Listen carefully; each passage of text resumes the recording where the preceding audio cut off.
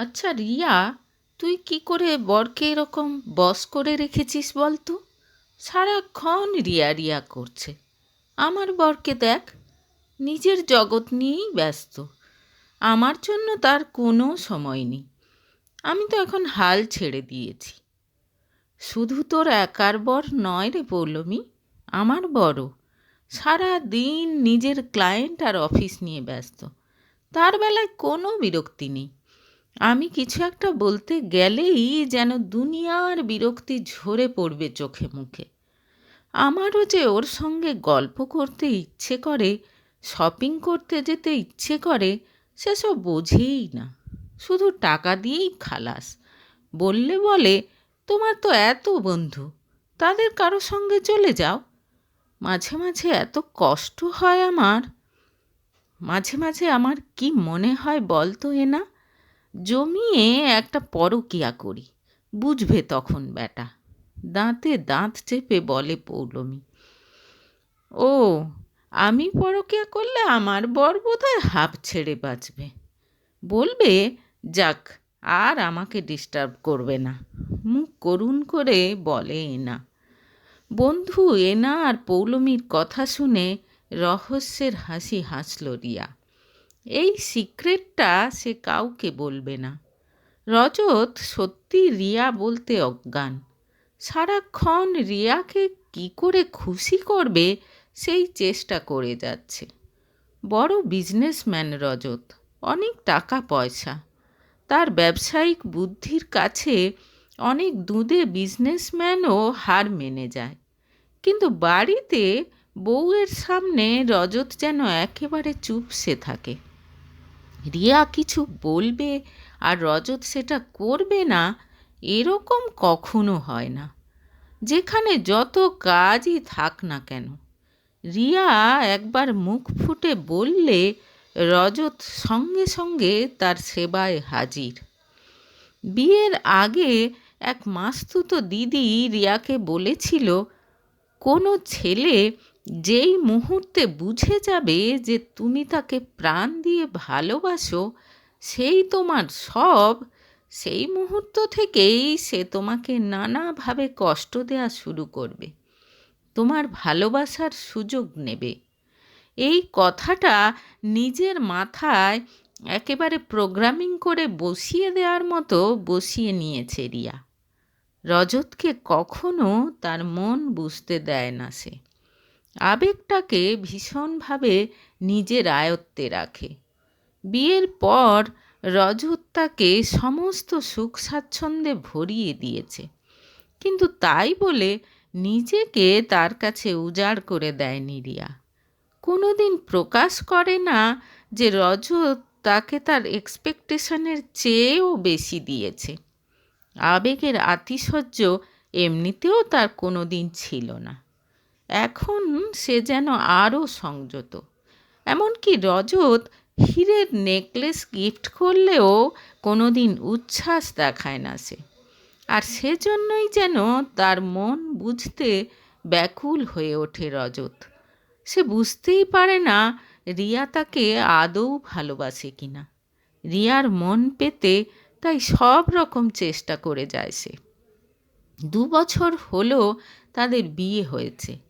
এই 2 বছরে রিয়া বুঝতে পেরেছে, সে রজতের প্রতি যত উদাসীনতা দেখায়, রজত তার কাছে আসার জন্য তত মরিয়া হয়ে ওঠে। দামি দামি গিফট দেয়, বাইরে বেড়াতে নিয়ে যায়। তবে রজতের সমস্ত প্রচেষ্টা বিফলে যায়। কারণ একটা জিনিস রিয়া খুব ভালো বোঝে, যেদিন সে রজতের কাছে খোলা বইয়ের মতো নিজেকে মেলে ধরবে, তার কাছে নিজের মনের কথা প্রকাশ করবে, সেদিন তার জীবনটাও এনা কিংবা পৌলমীর মতো হয়ে যাবে। রজতের কাছে আলাদা কোনো গুরুত্ব থাকবে না রিয়ার। আর সঙ্গে সঙ্গে নানা রকম বন্ধনে তাকে সংসারে বেঁধে ফেলার চেষ্টা করবে রজত। যতই হোক পুরুষ মানুষ তো, বউকে গৃহকর্মে নিপুণা গৃহবধূ হিসেবে দেখতেই এরা বেশি ভালোবাসে। এখন যেমন সে দায় দায়িত্বহীন বাধাবন্ধনহীন একটা জীবন কাটাচ্ছে, আর সেরকম পারবে না। রোজ নাইট ক্লাবে যায় সে, অনেক ছেলে বন্ধু তার। জীবনটাকে সে চরম উপভোগ করতে চায়। এই দেখো রিয়া, তোমার জন্য কি এনেছি। খুব সুন্দর একটা ড্রেস বার করে দেখালো রজত একদিন। এর আগে একদিন রিয়াকে এরকম একটা ড্রেস দরদাম করতে দেখেছিল সে। সেদিন রিয়া ড্রেসটা কেনেনি, কিন্তু রজতের মনে ব্যাপারটা গেঁথেছিল। আজ তাই প্রায় ওরকম দেখতে একটা ড্রেস কিনে নিয়ে এসেছে সে।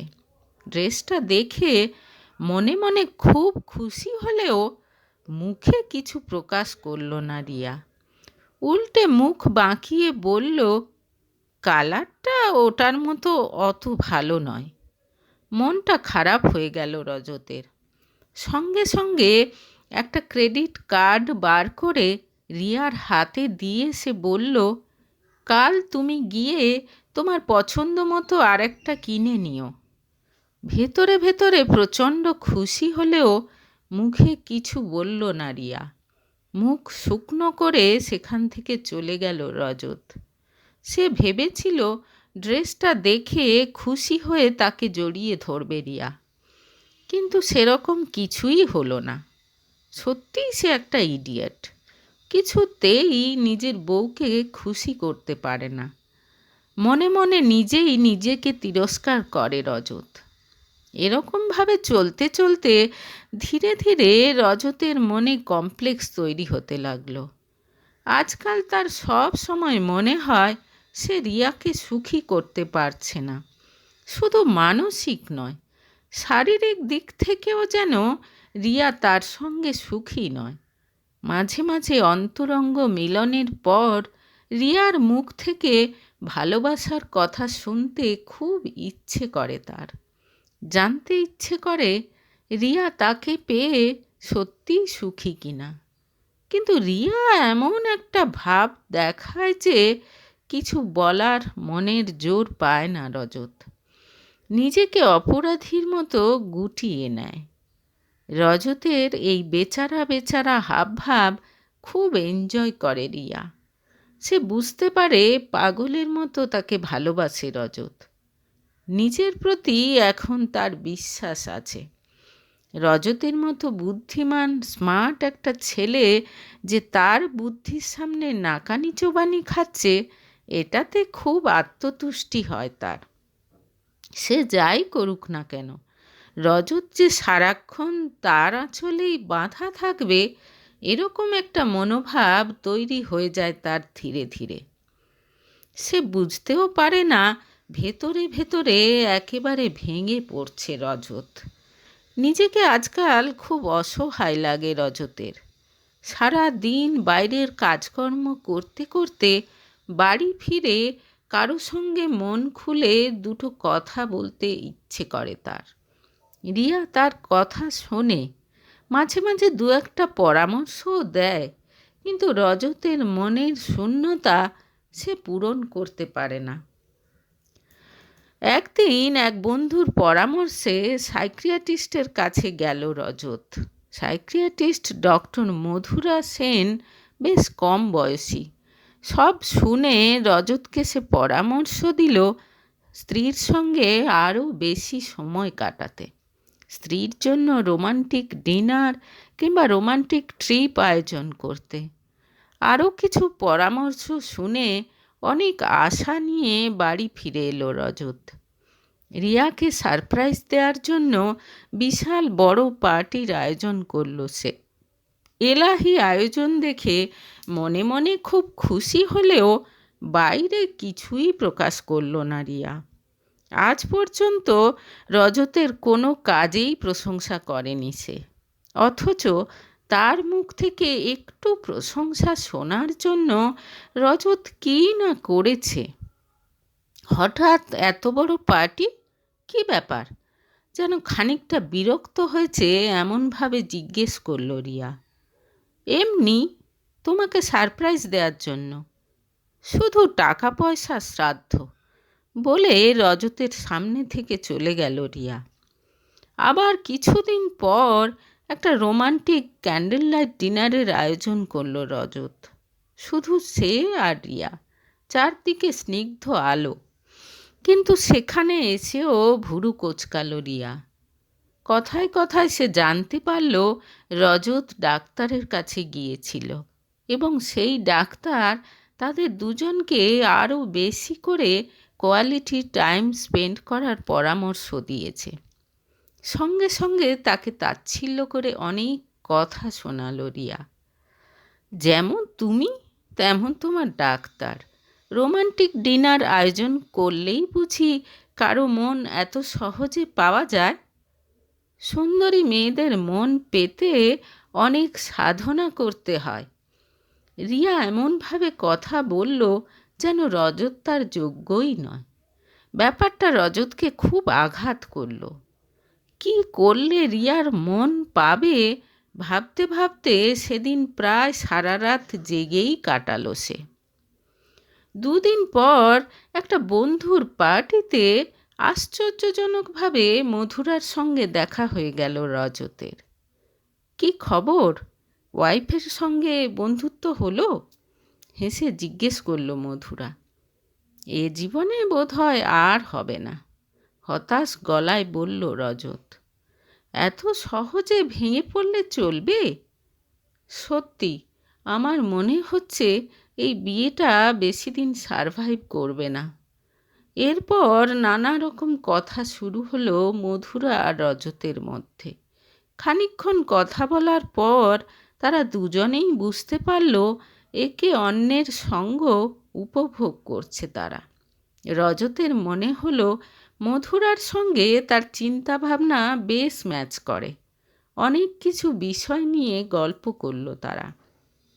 কথা বলে মধুরা বুঝতে পারল রজতের মধ্যে কোনো প্রবলেম নেই। সে সত্যিই তার স্ত্রীকে ভীষণ ভালোবাসে। দেখতে দেখতে রজত আর মধুরার মধ্যে বেশ একটা বন্ধুত্ব গড়ে উঠল। ক্লিনিক ভিজিটের ডেট ছাড়াও মাঝে মাঝে ফোন করে রজতের খবর নেয় মধুরা। মধুরাকে বিশ্বাস করে সব কথা বলে এখন রজত।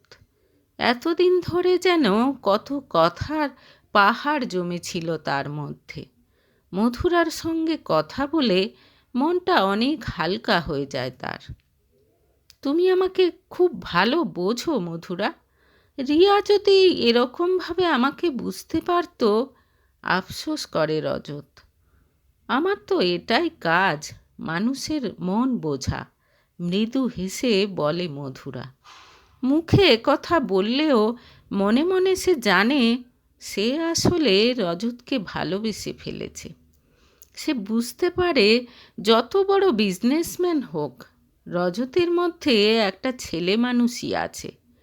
কিন্তু যতই ভালোবাসুক, যত কষ্টই হোক, এ কথা সে কোনো দিন কাউকে জানাবে না।